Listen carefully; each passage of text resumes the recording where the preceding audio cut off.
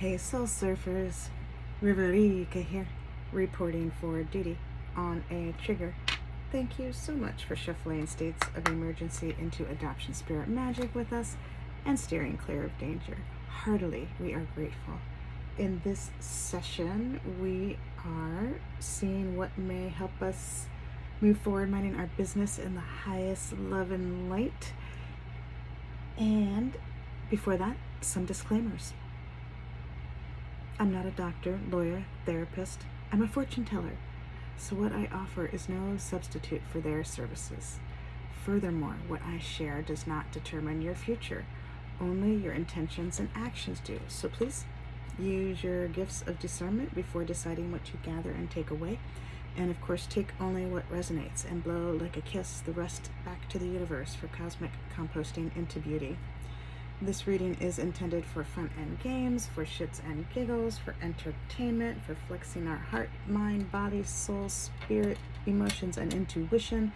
And at the least, I hope to cause harm to none. And at the most, I hope I may assist you on your healing path. All that said, thank you again for being here with us. And right now, if you would like to join us in clearing the space, you can just feel love in your heart, that unconditional love in your heart, and hold that intention of seeing only love, and only love we shall see. Heartily, we are grateful. So let's see what the Tree Angel Oracle by Fred Hageneter and illustrated by Hang and published by Earth Dancer and Inner Traditions imprint has to share with us today in this session about how we may move forward minding our business in the highest love and light. And you are a whole, full, powerful, loving, spiritual being, and so am I. And we thank your source and spirit team, angels, galaxy guides, ancestors, saints, sages, gods, goddesses, universes here in the highest love and light, as well as mine. And we thank your source and my source for immediately shifting the situation into what it needs to be, offering necessary insights, healings, acts of grace, protection. Heartily, we are grateful. And so it was, and so it was, and so it was, and so it was. So that is the bottom Ash number 1 card. How fun is that? So I thought I'd let you vibe on that. And that number 1 initiates and begins, invokes the creator, puts your needs to a conclusion, and puts yourself first. Helps with those boundary issues that begins your boundary issues in the first place. But I invite you to check out that numerology on your own, because we are all different psychosocial science experiments, and what resonates for you may be different than me. And to help make this reading more meaningful, you may enjoy checking that out. And that may assist you on your healing path as we move forward. Oh my God, and we have 33. Love that. Ginkgo, the master number 33 in Ginkgo. So another number you can check out to see how that resonates with you and how you may apply that to help you on your healing path, moving forward in the highest love and light, minding your business. But that 3 off the top of my head, it's a number of optimism. And it brings a beginning and an end together, ends chaos, and it helps for those who are susceptible to boundary violations, like, you know, perhaps people are sensitive and can't take incense, or perhaps people are sensitive and they pick up when others are so grief-struck by loss that they lash out emotionally and verbally behind their backs, you know, like talking crap behind people's backs. I myself have been there. You know, it's a cursing. Didn't mean to do it. Didn't know I was doing it. Just thought that's what we were supposed to do. Just trying to fit in and do what I was told.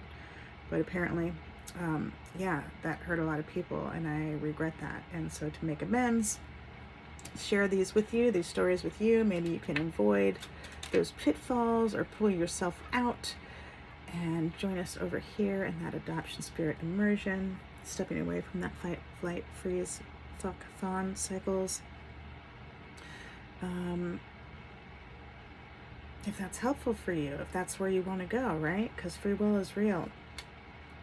And some would suggest that your free will might get robbed by the loss and trauma. So just to be super gentle with yourself and check out, are you coming from that heartbroken place? Are you coming from that healed place? And to just be super gentle with yourself and helping yourself move forward in the highest love and light. If you're not in that healed place, then what can you do to get yourself there? Or what do you need right now? What nurturing and compassion?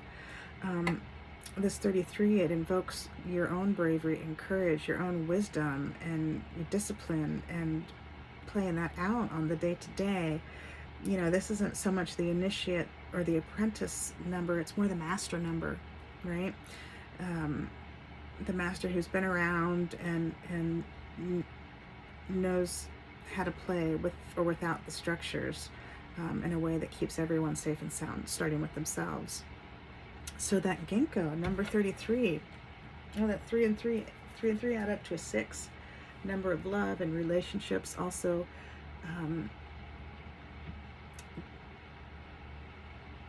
differentiates between dark and light and the choices we make between those two. It's also a number of service.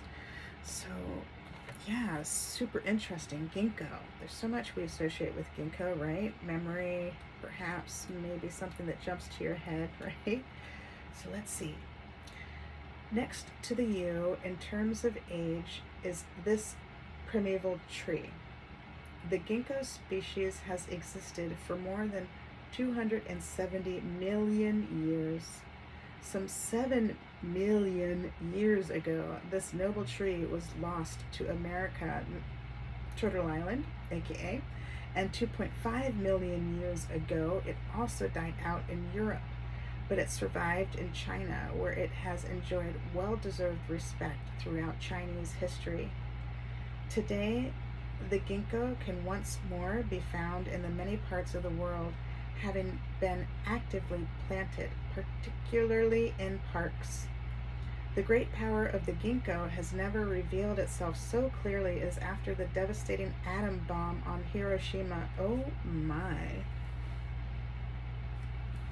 One moment, please. How's that? Thank you. Apologies, I don't have a backup battery up here for my camp light that I'm using.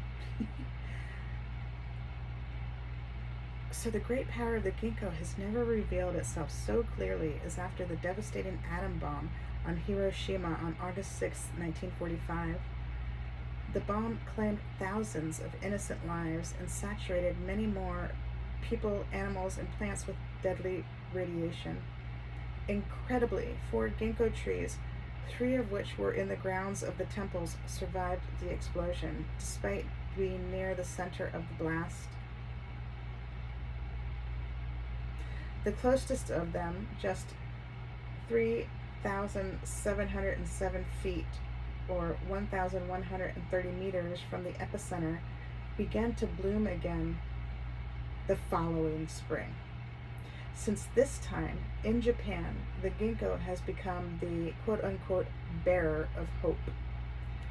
The ginkgo is the living embodiment of our origins, the source of life. It shows us the way to the core of our being. If we are true to ourselves in the way we live and behave, we act as nature intended, with authenticity and inner confidence, with strength and integrity, then nothing is beyond our reach. But first, we have to know where we come from, or else we cannot know where we are going. So essential, and for adoptees and orphans, this is not missed. It's not lost upon us how essential this is. And I'm sending you big hugs, orphans and adoptees, for those of you who don't know where you came from and on this planet Earth. And I'm just sending you lots of love and helping you hold your safe, sound space, and inviting you to find those roots in other ways that you can. I just feel the universe supporting you in this, and how you need to do that, and how that shall work for you in the highest love and light. So connect to your roots, your origins, and then you are united with the source of being. And as I'm saying that, I'm again reminded of the universe and the elements and just the chemistry, and we are stardust. And so perhaps you can look to that, to those starseed roots, and that resonates with you, or those light worker roots, and that resonates with you, or just the fact that ashes to ashes, dust to dust, you are part of Mother Earth, and that is your root. And or maybe you find it within your chakra system, within your energy systems inside. So many different ways to play with that. Without roots, we are without orientation and lack direction. We feel bewildered and deserted. Instead of the ability to get things done, we are left only with doubts.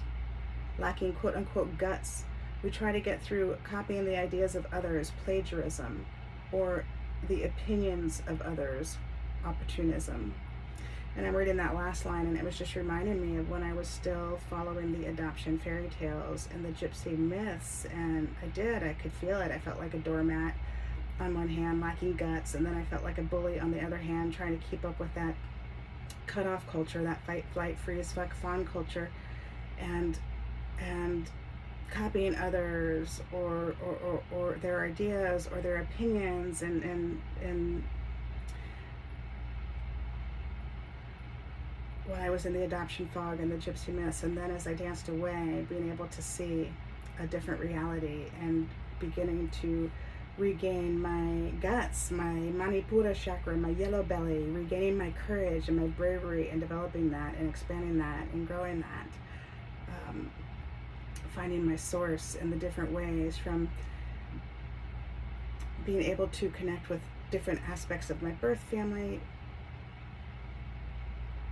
to my spiritual family, to my spirit team, to the universe, and really practicing that, and studying and practicing, and the workshops and the books and the different people and all the different ways we can learn how to develop our roots, especially for those of us who it appears they've been cut off. So the ginkgo has a poem for us. The ginkgo oracle has a poem for us. From the seed comes the tree. From the tree comes the seed. The source of life, immortal to the core. Discover the home of your being. Send down roots.